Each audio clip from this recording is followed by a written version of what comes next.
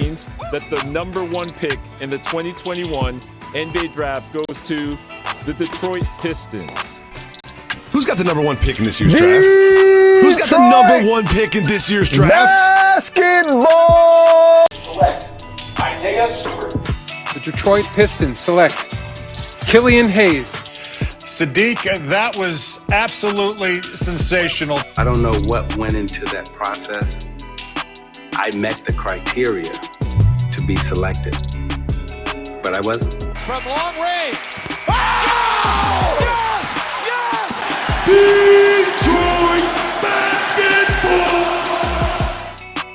Pistons fans, welcome back to another edition of the Palace of Pistons Podcast, part of the Believe Podcast Network. I'm your host, Mike Anguilano, and joining me, as always, is Aaron Johnson and Jasper Apollonia. Fellas, how are we doing on this early dark Monday? I'm not going to get used to the dark Mondays. Yeah, absolutely not a fan of those, and not really a fan of the way that I have to watch the Detroit Pistons every night with the way that they're playing. But we'll talk about them as we tend to do every week here on this podcast. Yeah, I was going to say every Monday is a dark Monday after the Pistons play. Wow, boy, it is bad, fellas. I feel like we come on this podcast every single week, and most of what we talk about is just how bad we feel about ourselves and the world for watching the Pistons. And yet, here we are once again. So either we have a problem or the Pistons do.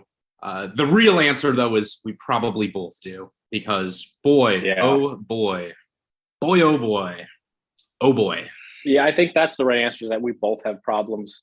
Ours are, also equally difficult to fix because we can't stop watching them or the podcast ends. So, and they have multiple years to go before they have all their, issues fixed. So it's a relationship that is going to batter us, but we're going to stick through it.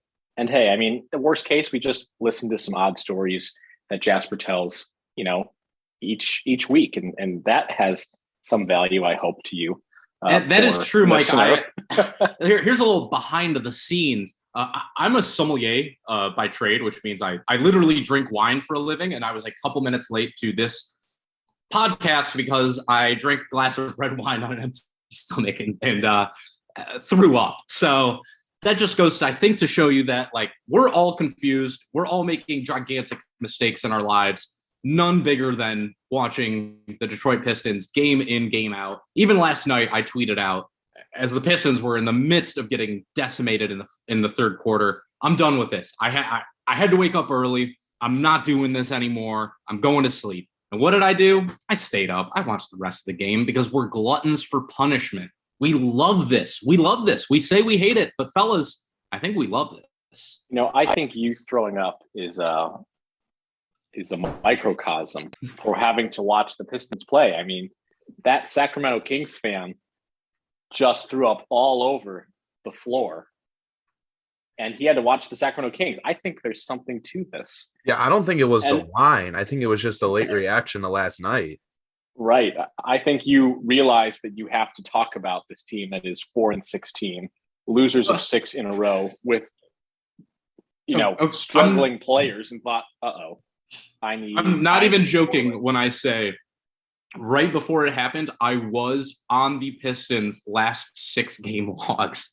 And so, you know what, gentlemen, you might be onto something because, my goodness, it is rough. We are absolutely going to get into this, but I mean, gentlemen, over the last 6 games of the Pistons, top 1, 2, 3, 4, 5, 6, 7, 8 minutes getters in the last 6 games, 2 of them, only 2, are shooting better than 38% from the floor. Of everyone receiving more than 19 minutes a game, only 2 of them. Frank Jackson's shooting 42% from the floor. Jeremy Grant's shooting 41% from the floor. It is, what do you even say about that? That is abysmal. Everyone with a role on this team right now is struggling. And I'm not talking about this podcast. I'm talking about the Detroit Pistons. It's a slog. It's an absolute slog right now. And it does not have any signs of getting better, unfortunately. Well, we will definitely be getting into all of that and how much of a mess the Pistons are. But what's not a mess is using BetOnline. And BetOnline is back better than ever. A new web interface for the start of basketball season and more props, odds, and lines than ever before. BetOnline is your number one spot for all the basketball and football action this season. And that will probably include college basketball, which we will be watching a lot of already in preparation for who the Pistons will hopefully get with a very high lottery pick. From basketball, football, NHL, boxing, and UFC, right to your favorite Vegas casino games. Don't wait to take advantage of all the amazing offers available for the 2021 season. BetOnline is the fastest and easiest way to bet all your favorite sports. Use the promo code BLEAV50, receive a 50% welcome bonus on your first deposit. Again, head on over to the new updated desktop or mobile website, sign up today, and get a 50% welcome bonus on your first deposit using the promo code BLEAV50. That's BLEAV50. Get your 50% welcome bonus on your first deposit. BetOnline, where the game starts. All right, fellas, let's get into the first topic of the day, and that is, of course, sadly, talking about the Pistons. I know we didn't think we were going to have to do it on a podcast about the Pistons, but we have to. They're 4-16. Cade Cunningham is struggling. Saddiq Bey is quite honestly regressing. And Isaiah Stewart is in a little bit of a precarious position, I think, on this roster. And we can get into that later. Guys, let's talk about the state of this team right now, 20 games in, having just lost to the Los Angeles Lakers last night in La La Land. Aaron, I'm going to start with you because I have a feeling that Jasper may go on for a bit. And I want to let that happen. I want to let that percolate like a nice cup of coffee. What is your take right now on the state of this, really the organization right now? I mean, from top to bottom, I think everything is being looked at with a magnifying glass.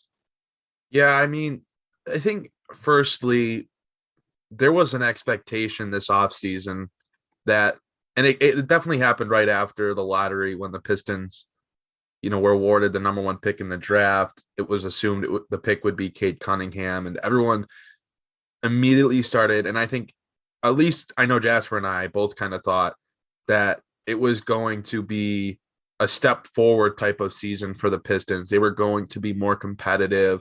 They were going to see some of that natural growth of guys who were young on the team last year. I mean, a team that had 3 first-round picks on their roster last season, we were expecting to see some legitimate growth from each of them. You were going to add the number one pick to the team, a guy like Cade Cunningham, who was immediately going to be able to come in and contribute at a high level.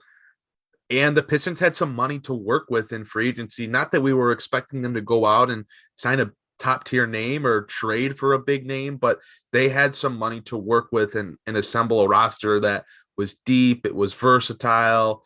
There was potential to build a more competitive team relative to last year, where you were obviously one of the worst teams in the league. And just in general, it seems as though this team is worse than last year's team somehow, some way. And I think the two guys that I want to talk about primarily here, and we can talk about other players, certainly if Jasper wants to, but the two guys that I want to talk about primarily are Bey and Stewart. I'll hit on Killian Hayes quickly here because I still don't love everything I'm seeing from him. He is still way too passive with the basketball in his hands, but what he does defensively, the way that he moves the ball, the shots that he sets up for his teammates are certainly high level, but there are still numerous times a game where he has a lane or he's around the rim and he opts to kick out when he just needs to go up and try to score the ball. And that is something that really has to change. The Pistons are a dreadful scoring team. And when they have what should be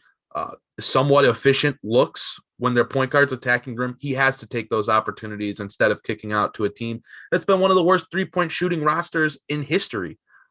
So that's my little bit on Killian Hayes. There are progressions there, but he's still far too passive. But two guys that I really was expecting to see play a much bigger role on this team in a positive manner were Saddiq Bey and Isaiah Stewart. And I know that I was probably one of I wasn't like down on Isaiah Stewart, but I was always probably the most cautious about him. I just was struggling to buy into a 6'8" center that wasn't a primarily good shooter or floor spacer. Like, he doesn't really hit mid-range shots or 3-point shots. You know, he plays good interior defense. He plays with energy. He hustles, but he's just limited by some of the size and the lack of speed on the perimeter defending. And this year, it almost seems like, kind of like you mentioned, Saddiq Bey has regressed. I kind of feel like Isaiah Stewart has regressed in a sense. I mean, these shots that he is taking at the rim, he gets plenty of opportunities, whether it's Cade Cunningham or Killian Hayes or Jeremy Grant setting him up, and it just doesn't seem like he's confident at the rim. He just tends to rush his shots, and he just throws these awkward looking attempts up at the rim where he's not squaring himself to the basket. He's not trying to hit the center of the glass. Like, he's not doing just really basic fundamental basketball things. And I'm not sure what necessarily is the cause about that. I mean, I don't remember him being great at it in his rookie season, but it feels like it's gotten worse this year, or it's at least something that's more eye-popping to me in the way that he is just kind of tossing the ball at the rim, and it doesn't look natural. It's not going well for him. He's not scoring efficiently inside, and he's giving away baskets that the Pistons really need. And I just have a lot of concerns about him. He's not the springy center that the Pistons need.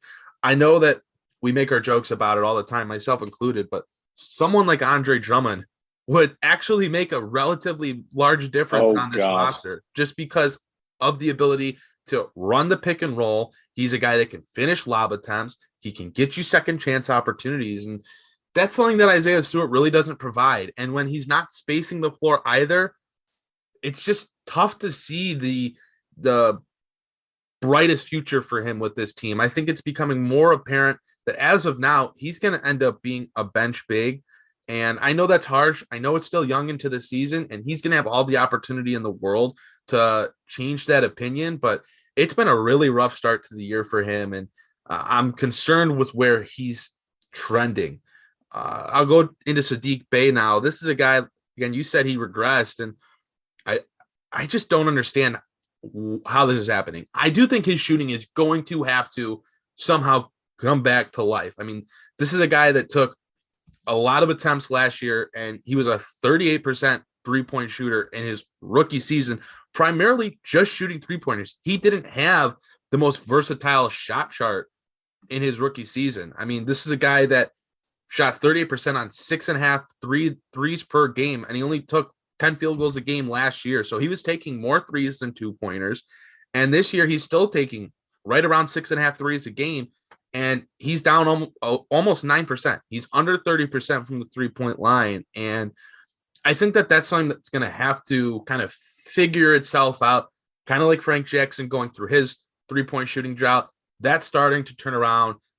It can be Bey trying to figure out his role in the offense, the new basketball, just getting his legs under him to start the season. But I mean, hey, they're 20 games into the year now, and you know, this is still an issue for Saddiq Bey. I mean, he's shooting under 30% from the three-point line. He's shooting just 42.5% from inside the arc, and it's just not all there for him either. I don't know if he needs to go to the bench and be used as one of the lead guys in the secondary unit, and Detroit maybe start someone like Frank Jackson or Hamidou Diallo, but it's just not all there for Saddiq Bey right now. And that's really unfortunate, because there's all the opportunity in the world for him to be one of the key scorers, one of the key players on this team. I mean, he averages over 13 shot attempts per game. So he's getting the looks, but he's just not hitting them right now. And it's not like he's made major jumps in his other facets of the game. His assists are up, but his turnovers are up.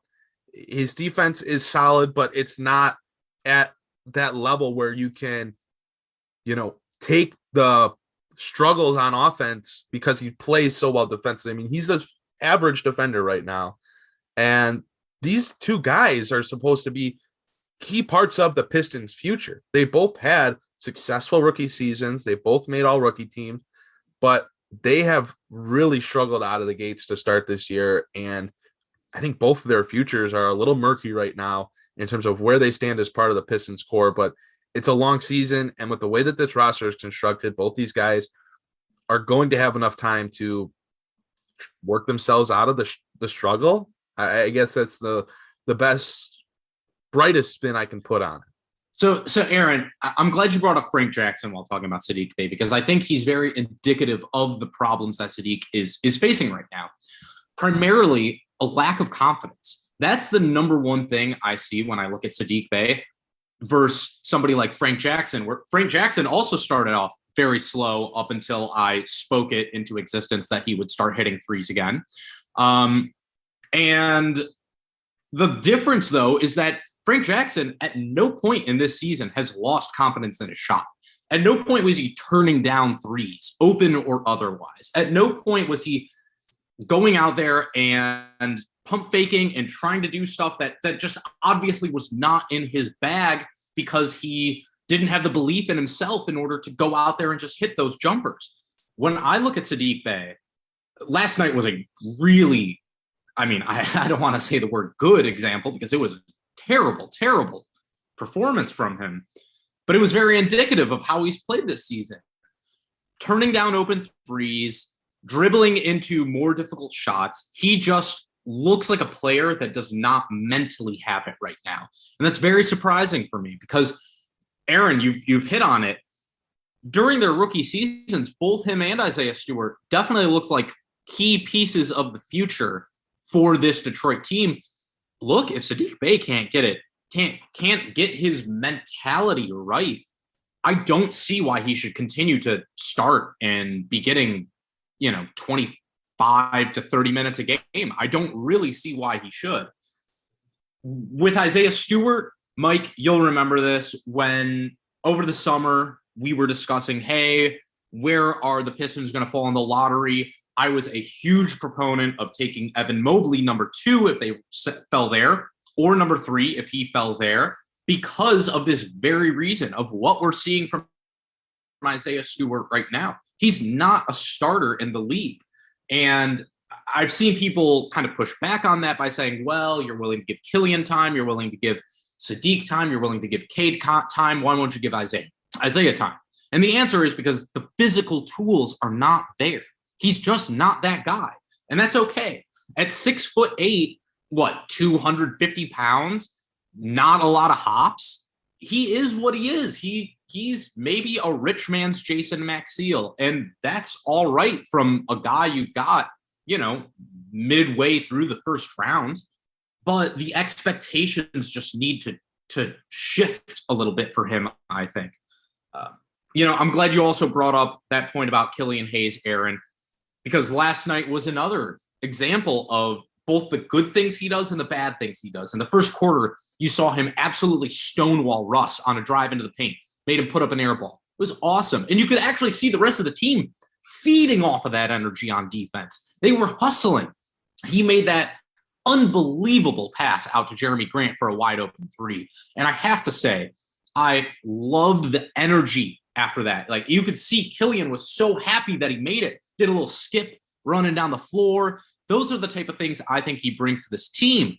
But on the other hand, you also see the downsides when in the last 30 seconds of the game, the Pistons desperately need a 3. And, they miss one, they get the rebound, toss it back out to Killian, and he turns it down so he can swing it out. And it's like, no, dude, you're the guy who has to take that shot. I love the unselfishness, but you have to have a realization that this is a team that's not scoring. And at a certain point, as the point guard, as one of the lead guards on this squad, you have to step up.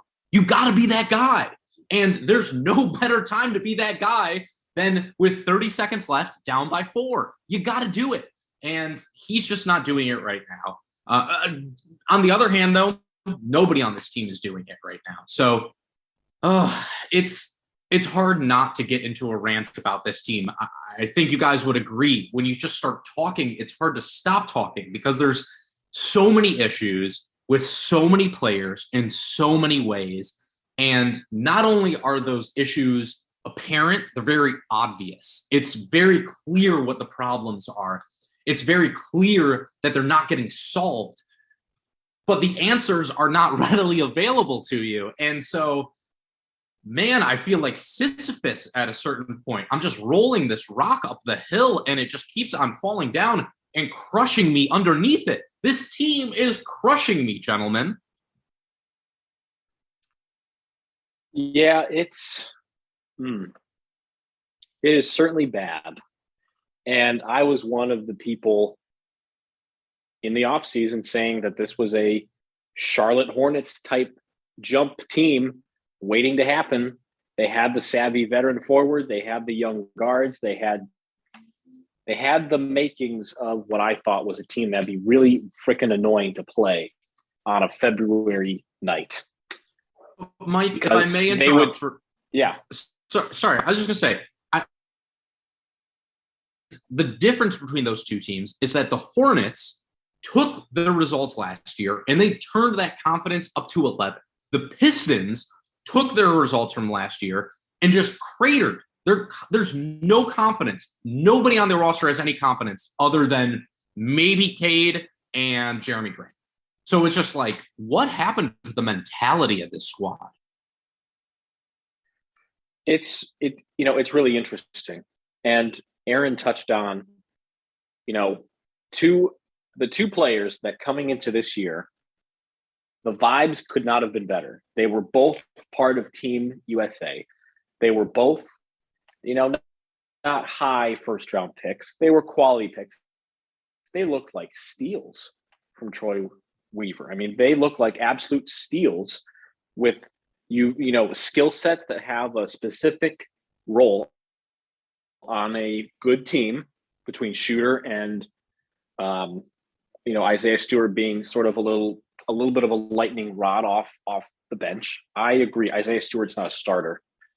He doesn't. I feel like his absolute highest ceiling right now is probably like a light version of Tristan Thompson that is just going to come in and bang around and, probably not get hurt, get some rebounds, be a little bit feisty and, getting offensive boards and stuff and providing energy that way.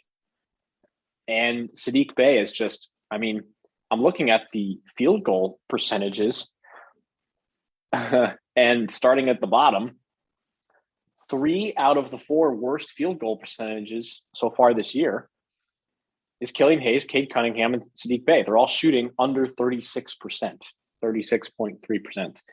And that's for a myriad of reasons. And that may have to do with somebody that we're going to talk about later in Dwayne Casey.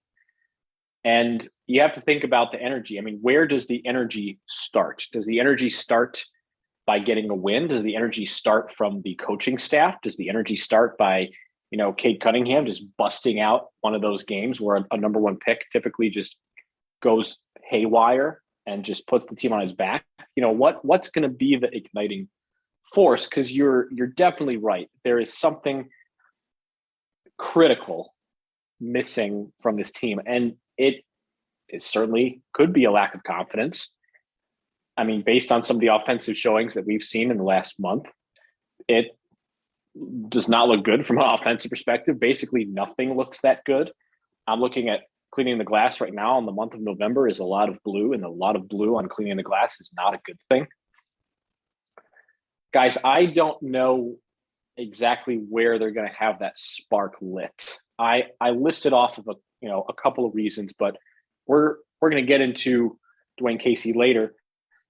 Is confidence the issue right now? Is that all that it is, or is there something deeper? We know the roster is flawed. I think we knew that coming into the season that they had a severe lack of bigs. They didn't have a rim runner. They didn't have enough shooting. Is there something deeper plaguing this team, or is it simply they will regress back up towards the mean as the season goes on? Confidence is certainly a factor, but it is not the primary issue. And I think we have to look at how this roster was constructed this offseason. The Pistons and Troy Weaver decided to trade away someone like Mason Plumlee, who was the starting center last year, allowed Stewart to come off the bench until Stewart worked his way into the starting lineup last season, it was a nice 1-2 combo to have at the center spot.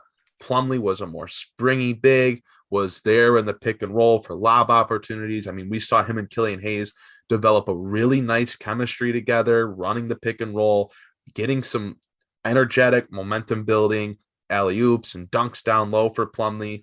And Plumlee just provided a steady hand at that spot. You knew he was going to get you some baskets. You knew he was going to rebound well, and you knew he was going to be a factor at the rim. And on the one once in a while off night or foul trouble night, then you had someone like Isaiah Stewart to turn to. And this Pistons team just doesn't have that type of consistency, not just at the center spot, but across the roster. This team on a nightly basis doesn't know where it's going to get its scoring from. You know, there are nights, and they're more common than they were last year, that Jeremy Grant has an abysmal shooting game and he's just not in it. And they're not getting the 22 points that he averaged per game. They're not getting the 3-point shooting that is vital to this team. And they don't have enough shot makers across the board to fill up for that. Cade Cunningham, while he's had some nice performances and he does a lot of good things, one thing he has not done efficiently is score the basketball. So you're not getting a big scoring output and efficiency output from him either. We've already talked about the struggles of the other three starters scoring the ball in Hayes, Bay, and Stewart. And off the bench, the only guy that you know is going to probably consistently get you 8 to 12 points, considering the minutes he gets, is Frank Jackson. Now, Hamidou Diallo has done some nice things. Trey Lyles most recently has strung together some nice games, but this is a team that just quite simply doesn't have enough scoring. It's part of the reason why they have one of the worst offenses in the league. They just don't have enough guys that put the ball in the hole consistently enough. There are also the turnover issues. There are the confidence issues, but I just think this team is missing some key components across the board that have limited the potential of this group. And it's concerning. It is. It's terrible. You know, Aaron, you're totally right. When you say, you know, Trey Lyles is the only player right now who's giving you really anything offensively in terms of consistency and in terms of efficiency. And that's not as much of me saying a nice thing about Trey Lyles as it is an indictment on the rest of this roster. Because, I mean, look, where is it going to come from? Mike, you brought it up. Where is it going to come from? Where is the improvement going to come from? Because as of right now, I'm looking at Saddiq Bey, and I do not think that a regression to the positive mean is by any stretch. Like, I do not think that is a guaranteed thing by any means.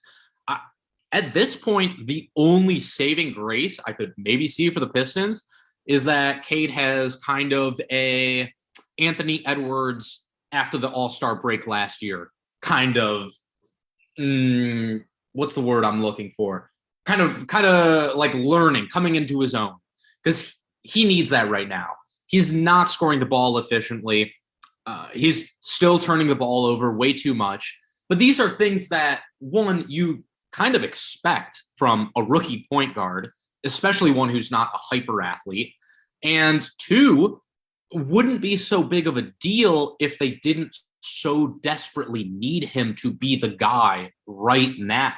And that is really the issue. And the one that I think that as this season continues to progress is going to be the one that we're going to have to address, which is Troy Weaver's roster construction. I'm sorry, gentlemen, right now it is an F. It is a big ol' F if you take away the Cade Cunningham selection for this last offseason. It has not worked out at all. And we've kind of said these things for, you know, when they did make these signings, what we said was, well, you know, we might disagree with these signings. We might not like them, but really the signings that matter are the ones that happen next year and the year after that, because that's when the Pistons have max money to throw around. That's when that Blake Griffin contract comes off the book. That's when Jeremy Grant's contract comes off the book. What you have to look at, though, is like, why would any free agent sign with this roster as of right now? Why would any major free agent sign with this roster? There's no real upside here. So it's very concerning in just every single aspect from the front office on down. No upside is, I mean, it's still 20 games into a season. Mike, where are you going to get it from? We understand they're 4-16, and there's not going to be huge, drastic changes that are going to come out of thin air. And, we certainly get that. I mean, maybe it is a matter of changing a coach and reigniting the fire. I mean, unfortunately, that's what happens for a lot of teams across many major sports. When they need to change, the coach is the first one out the door. And we've talked about Dwayne Casey in the hot seat for like 2 years now, maybe 3, it seems. And, this is probably the year where we're looking at it like, you probably need more, less of a stabilizer coach and more of a, player building coach. Dwayne hired to lead a rebuild. He can do it. Did it in Toronto, but that's not what he was brought in to do either. So maybe that's what reignites the team a little bit. Now, okay, guys, if any of you have Basketball Reference open, put it off to the side for just a moment. Who, other than Jamarco Pickett, who has a perfect 1,000, or rather a 100% three-point shooting percentage, who leads the Pistons in three-point shooting? Killian Hayes. No, wait, is it? Is it Trey Lyles now? Guys, it's Killian Hayes. Oh, it is still Killian. Thank God for that. The guy who can't shoot, won't shoot, leads the team in three-point percentage, 36.8%. It's on a pathetic 2.5 attempts a game. But he leads the team in three-point percent.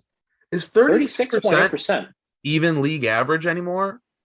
Hasn't the league average jumped to like 38? I think it's almost exactly league average, but it's awful. it's actually starting. Luka Garza is, second. And Kelly Olynyk is third. And this kind of leads into the roster construction a little bit as well. There's just not enough shooting. There's not enough shooting. There's not a big that you feel confident in to, run with any of these point guards. There's not a big that, I feel comfortable running a pick and roll with. Maybe a pick and pop with Kelly Olynyk to stretch the floor, but we're going to get quickly in the roster construction talk, and that's a very important component. This offense just looks dull, guys. Once you say it just looks dull. But do you know what isn't dull? That's light bulbs. And I just got a big box of them today, as a matter of fact. Yes, say goodbye to dull gifts. Lightbox lab-grown diamonds are the brightest gift of the year, maybe even brighter than my lights. Using cutting-edge technology and innovative techniques, they've cracked the science of sparkle, creating the highest quality lab-grown diamonds you can find at a light price, $800 per carat. They have the same chemical makeup as natural diamonds, but they're just grown in the lab. Because of their process, they can create stones in blush pink, beautiful blue as well, like classic white. Lightbox lab-grown diamonds are the gift they'll never want to take off, priced so they won't have to. They really do make any outfit sparkle, so visit lightboxjewelry.com to add sparkle to your holiday season. That's lightboxjewelry.com. Lightbox diamonds, never a dull moment. Unlike the Pistons, which are full of dull moments at every turn. Folks, did you hear that, folks? He just did a double segue. He segued into the read, and then he segued out of it. That is why we paid Mike the big bucks. Like, there's no other way to say it. That's why he is the multimillionaire he is today, because of segues like that. My goodness. Lightbox, whatever you're paying us, it ain't enough. Actually, it's fine. Please don't pull the sponsorship. But seriously, no, it is dull. You're absolutely right, Mike. And I think that the question there becomes like, look, is it dull because of Troy Weaver's roster, or is it dull because of Dwayne Casey's coaching? And at first, early on in the season, my initial thought was, well, it's the coach. It's got to be, because why has everybody regressed so badly? Now that we're getting a little more into it, I'm not so sure that that's the case. And I'm interested to hear what you have to say on this, because Look, I've been very critical of Dwayne Casey so far. He is, I believe, one of the more popular choices among sports books to be one of the first coaches dismissed this season. But I don't think he should be fired. I don't think that this is on him enough to the point where you can say, hey, they'd be a good team if Dwayne Casey wasn't the head coach. I don't think you can say that. I don't see an available head coach out there that you could pull in off the streets that would win this team more than one extra game, maybe two at the most. I think right now, even though Dwayne Casey is the guy in the hot seat, Troy Weaver is the one who should be having some doubts thrown his way right at the moment, because I don't really see what any head coach could do to fix this roster right at the moment. Yeah, the first thing that I always say when someone says a coach should be fired is, who are you replacing him with? Do you have a list of guys that are ready to step in, can come in and immediately make changes and improvements to this team? Because otherwise, firing the coach in the middle of the season is a very tough look. And I don't think all of the heat and all of the troubles that the Pistons have had are on the shoulders of Dwayne Casey. I will say that I have not agreed with some of the things he has done, primarily his rotations, but I think it's easy to always find an issue with a coach's rotation and who he plays, when he plays them, that kind of thing. Everyone has a different opinion on that type of thing, but it seems like the majority feels that there is an issue with that's been a problem. I just don't love the offense that this team is running. They're getting away from some of the stuff that they did last year that allowed them to be at least a little bit better scoring the basketball. I feel like a broken record saying this, but Jeremy Grant just doesn't need the ball up at the high post 10 times a game, whatever it is. He doesn't. He's not that type of self-creator, especially when his self-creation tends to lead into him pulling up for a mid-range jump shot or him throwing himself into contact at the rim when he usually does not get foul calls. I don't know if it's because he's just not a star and only stars get those type of calls, but Jeremy Grant does not get calls when he goes to the basket. And a lot of his shots are mid-range pull-ups and him throwing the ball up at the rim, wildly driving at it. And that is not going to score you the basketball. But on the flip side, the Pistons do get a lot of good looks. Statistically, they do get good shot opportunities. They just quite simply don't make them. And that's not on Dwayne Casey. Saddiq Bey shooting 30% is not on Dwayne Casey. Frank Jackson, although he is now starting to come out of the struggle, but shooting the ball as poorly as he did throughout the first 15 or so games, is not on Dwayne Casey. These are things that the Pistons have just been historically bad shooting the ball, and that's just not always on the coach. The players are responsible for making the shot. I think the offense gets way too stagnant at this time. There's not enough off-ball movement. No one ever cuts to the basket. I mean, this team literally never looks to cut to the rim off the ball. And that is a major problem because you just that's how you get these possessions where Jeremy Grant's on the right high post and to the left of him, Killian Hayes is in the corner, Kate Cunningham is on the wing, and Saddiq Bey standing at the top. And there's just no movement. No one's going to be open for Jeremy Grant to kick it out to.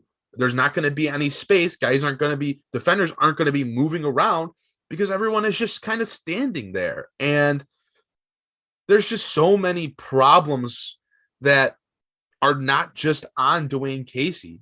The roster construction, another thing, not particularly on the head coach. That's on the front office who's signing the players, trading the players, drafting the players. And again, Dwayne Casey has not had a shining season. I don't think anyone's going around saying Dwayne Casey is the coach of the year. He's doing a phenomenal job, but nobody in the locker room has talked poorly about Dwayne Casey. There have been one one instance where there's seemingly been a problem, and that's with Hamidou Diallo.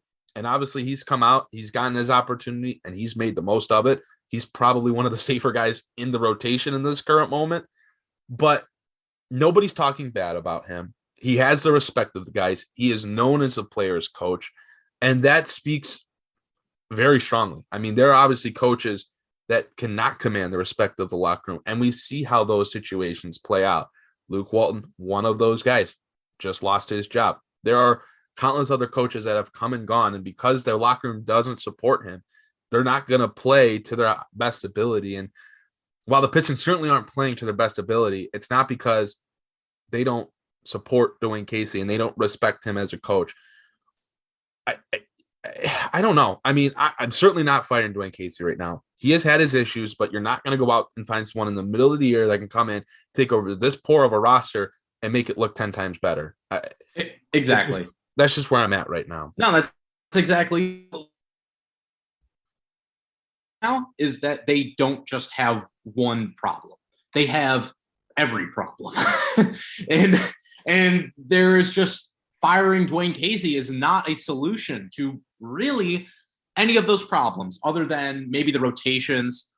I mean, Jeremy Grant didn't come into the game last night, a winnable game against the Lakers on the road, did not come back into the game until 4 minutes left in the fourth quarter. It was like 3:56. 3:56. I swear it was something like that. It was under 4 minutes, and it was bizarre. He was the only guy who was actually able to go out and get the Pistons a bucket last night. But a big problem of that is also he's miscast right now because he's doing a lot of the things, or at least he's asked to do a lot of the things that Mason Plumlee did for this team last year in the high post, where Mason Plumlee would get it. And, sometimes he would go and try and score. Sometimes he'd do a DHO, but most of the time he was trying to pass the ball. That's not Jeremy Grant's game at all. Mason Plumlee was able to find cutters last year.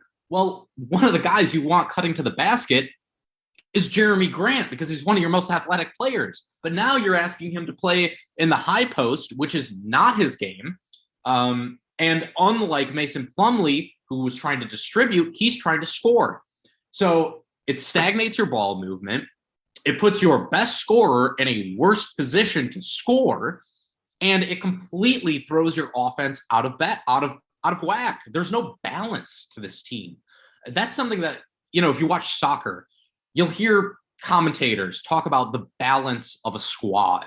It's important to have players that link the defense to the offense. And the Pistons do not have any balance on their team right now.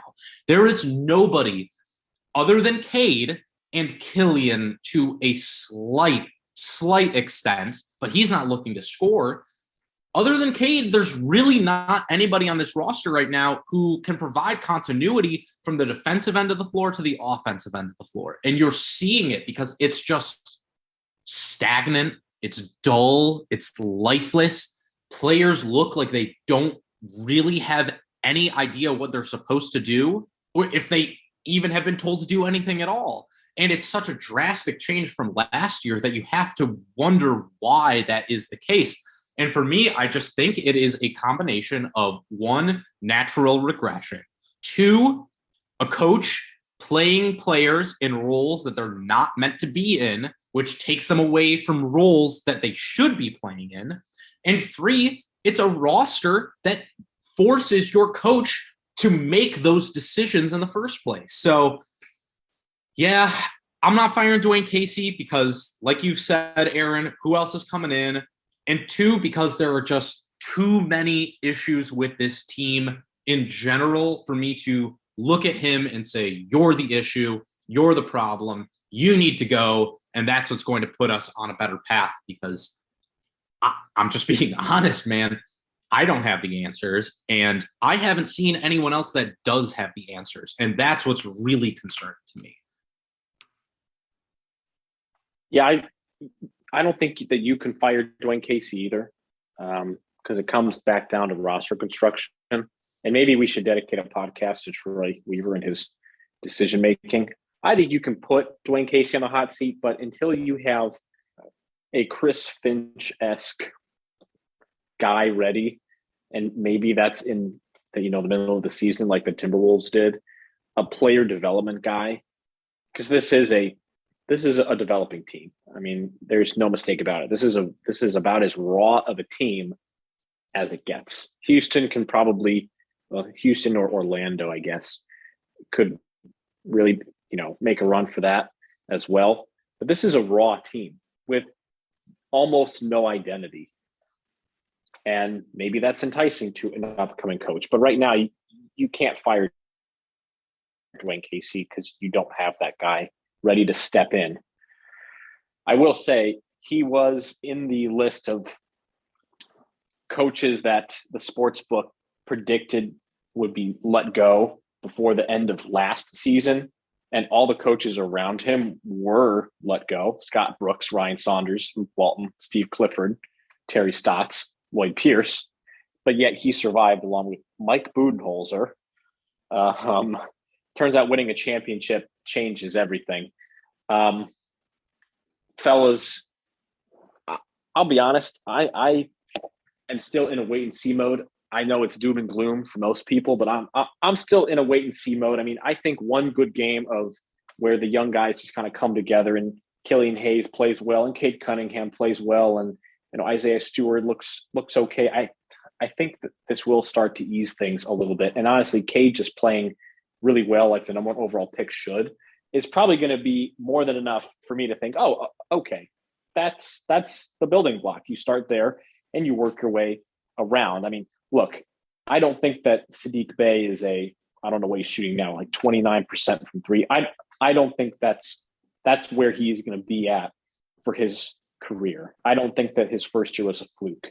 Maybe a little bit, and he's going to regress a little bit, but I think he will come back to somewhere in the middle of where he's at now, shooting wise, and where he was last year. He'll come to some okay equilibrium. Maybe we oversold him a little bit as just a huge steal like we thought, but it can't possibly be as bad as it is right now. I mean, I guess it could be because this is Detroit sports and there are no bounds for bad, but it just feels like he's going to play better. And, the same thing with Killian and Cade. I mean, yeah, they're not shooting the ball that well now, but they're 20 and 19 respectively with a coach that does not have any offensive identity right now. I mean, I think we need to let things play out a little bit longer. As difficult as that is and as hard as they are to watch, they still almost beat the Los Angeles Lakers, when the brouhaha happened, which we haven't talked about at all since it happened. And they were hanging around yesterday too, playing like absolute garbage. Yeah, there's no reason to, press the panic button right now. They're 20 games into the season. This is a rebuilding team. And it's been ugly. It's been bad. It's not been the same as last year where the team was bad, but they were competing and you could see the growth game in and game out. But you're 20 games into the year and there's 60 games left to play. If you're at game 64 or whatever, and we're still having these same issues, then yeah, it's probably a different story, but you're not making rash decisions 20 games in. You have to expect that there's going to be some sort of turnaround for some of these players, much like we're starting to see Frank Jackson shoot the ball, score the ball better. You would imagine those things are going to turn around for some of the other players on the roster. So making any rash decisions right now would probably be pretty ill-informed. And as tough as it is right now, the Pistons have to keep pressing on, and the people that have to watch the Pistons on a nightly basis have to keep pressing on. Oh, do we really? Oh, God. We really do. And that's painful, I know. Oh, boy. I sure hope we are not talking about these same problems 64 games in, because I don't know how many more I can take, man. I do feel like we get on this pod every week and we unfortunately are still talking about the same thing as we were the week before. So it's tough right now, man. It's really tough. I just look, all I need is for the concrete king of Detroit, Chris Ilitch, to go out there, sign Carlos Correa, bring me a little joy into my life, because, oh man, oh boy, oh man, this is hard.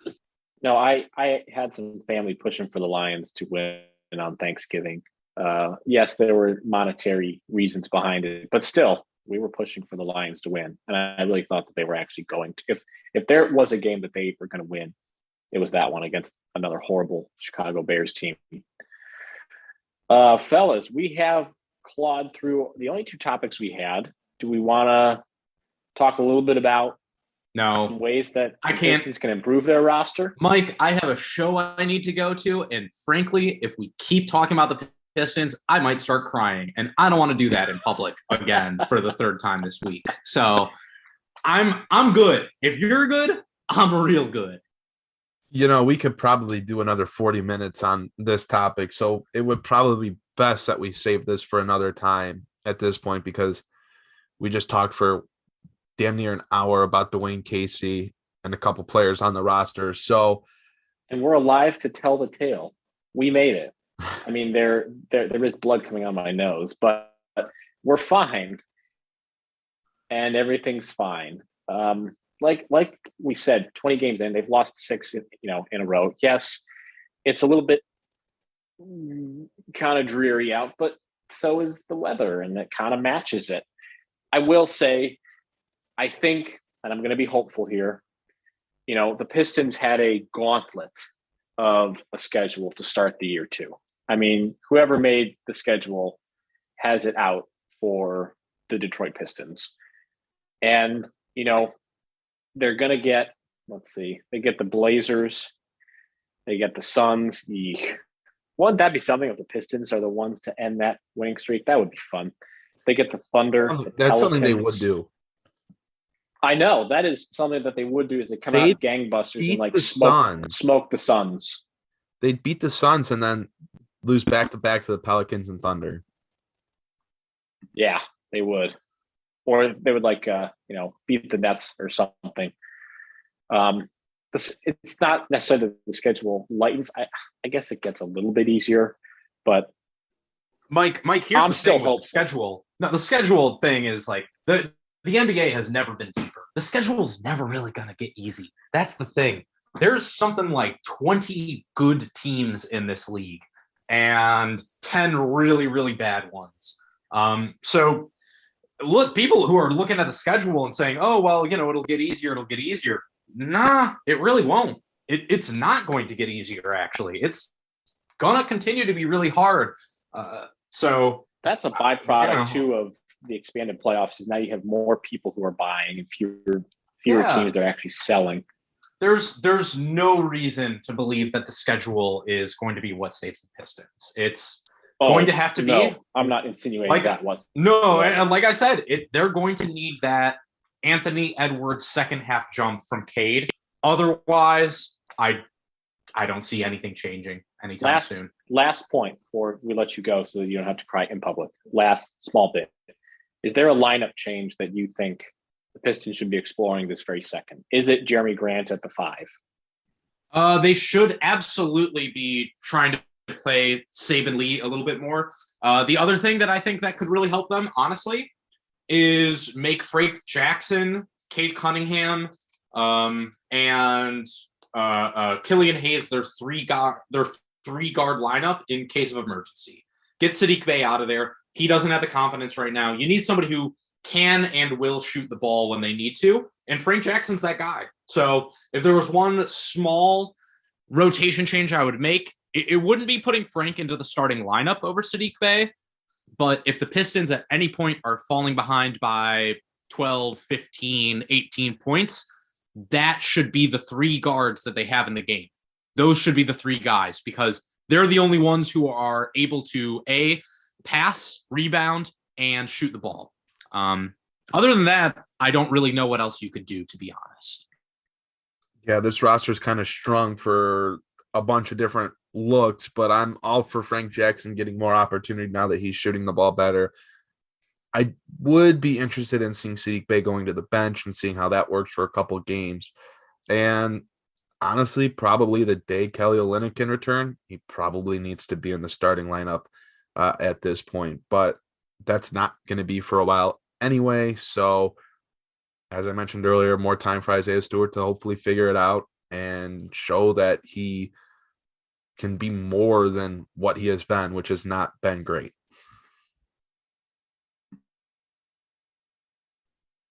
Okay. Guys, that was a successful podcast, I think. Some tough conversations. It's just not an easy time to be rooting for the Detroit Pistons. It's just not. And I really thought that it was going to be a fun year with Cade Cunningham to be a Pistons fan. Can't wait till Marvin Bagley is available to be traded, I guess. That's going to be the next thing that we're all waiting for. Okay, that's my sign to go. Him and Kemba Walker. I couldn't even get through that. Or they'll sign the eventual, soon to be ex-Piston or ex-Knick, Kemba Walker after he was taken out of the rotation. Yeah, tough to be a Pistons fan, but still have to try to find some of the positives. And at the end of the day, this is a very young, talented roster. And, Jasper, I think you kind of put it perfectly at the beginning, is that even though they were playing really poorly, shooting really poorly, making bad mistakes, we still all watched them last night against the Lakers because it kind of looked like maybe they could pull it out. They just hung around long enough and maybe they would win. They didn't, but those are the things we'll have to hang our hat on for a little bit until something inevitably changes. Fellas, great podcast. We will be back next week with hopefully something more positive to talk about. Fellas, any closing thoughts? Yeah, I mean, it's going to be another week. We'll see how the Pistons perform on their lovely West Coast trip that we get every year. It's a little bit shorter this time. I think last year was like 5 or 6 games. I think this year it's like 3 or I think 4 maybe. But don't love the 10 o'clock, 10:30 start times. Those are the bane of my existence as an aging old man. So for God's sake, we'll see how much of the Pistons I watch over these next few days. Yikes. Well, you're right. I mean, it's the same thing with me too. It's like, I don't really have any desire to stay up too late, but if I can watch some extra West Coast basketball, I guess I could try. Aaron, Jasper left us, so it's just you and I. We could talk about Kemba Walker. We could also. Thank God Jasper's gone. That guy sucks. But I know. Who let him into the chat? No, can't wait to do this all again in another This is going to be a test to see if he actually listens to the podcast. Yeah. Did you listen to yourself talk? Exactly. I personally have a hard time listening to myself talk. It's just I can't do it. I've just never liked my voice. It always starts and I'm like, no, I can't do it. 100%. All right, Aaron. Well, we will talk about Kemba Walker maybe another time. We have been on this podcast for a while. Pistons fans, thank you all for joining us very much. Even if you're not a Pistons fan, for some reason you want to learn about a 4-16 team with a pretty underwhelming first overall pick so far, we welcome you. And we hope you'll join us again for the next edition of the Palace of Pistons podcast. For my co-hosts, Jasper Apollonia and Aaron Johnson, I am Mike Anguilano. Thank you so much for joining us on this last edition of the Palace of Pistons podcast, part of the Believe Podcast Network. We will see you all next time.